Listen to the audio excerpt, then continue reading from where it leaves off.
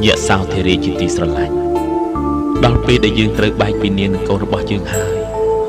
dương miền phía cách để trời từ tuột khó trời tràn chia đây miền ta chụp buồn nè miền đây tục miền phía sầm khăn tràn chia bà nè từng pi miền cướp giang bỏ đi bầu hai dương nâng trả tranh pin niên lia sân hai tôi mong cung riêng chăm sẽ sầm lấp rồi ong hơi tôi mong cung sông bò ở rồi ong đồ rồi tì tư dương tới sân hai môn peได้ไปหัวpeព្រះអង្គមេត្តាឲ្យទូលបង្គំទៅតាមព្រះអង្គដល់មាត់ស្ទឹងផងក្រាបទូល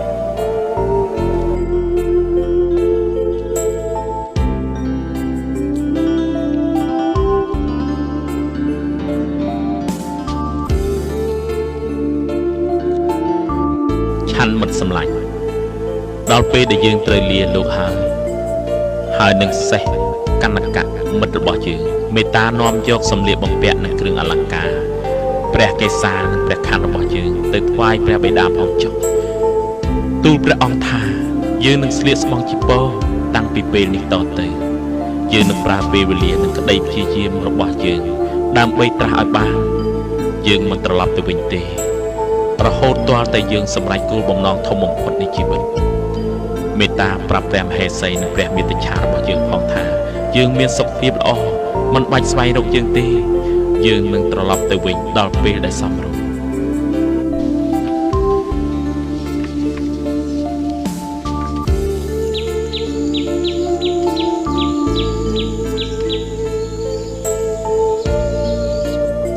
លោកកៅដញ្ញៈលោកមើលនោះនោះលោកពុរីបុត្រាសុទ្ធថារបស់យើងទីតើត្រូវហើយព្រះអង្គប្រហែលជាយើងចេញពីរាជវាំងដោយពាក្យទំនាយហើយបើអញ្ចឹងហេតុអ្វីក៏យើងមិនចូលរួមជាមួយព្រះអង្គទៅល្អតើយើងអាចជួយព្រះអង្គបានដែរតើធ្វើការបោសសម្អាតនិងគោរពប្រណិប័តព្រះអង្គរហូតទាល់តែស្វែងរកឃើញសច្ចធម៌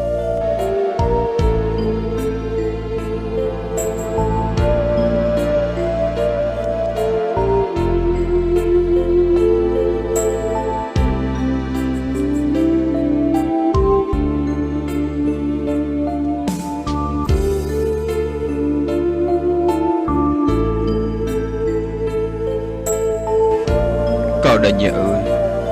យើងដូចជាព្រួយបារម្ភណាស់កន្លងទៅ6ឆ្នាំហើយព្រះអង្គដូចជាសោយព្រះកញ្ញាតែបន្តិចបន្តួចមើលព្រះអង្គចោះមើលតែបែបនេះទៀតព្រះអង្គពិតជាសក្ដិហើយ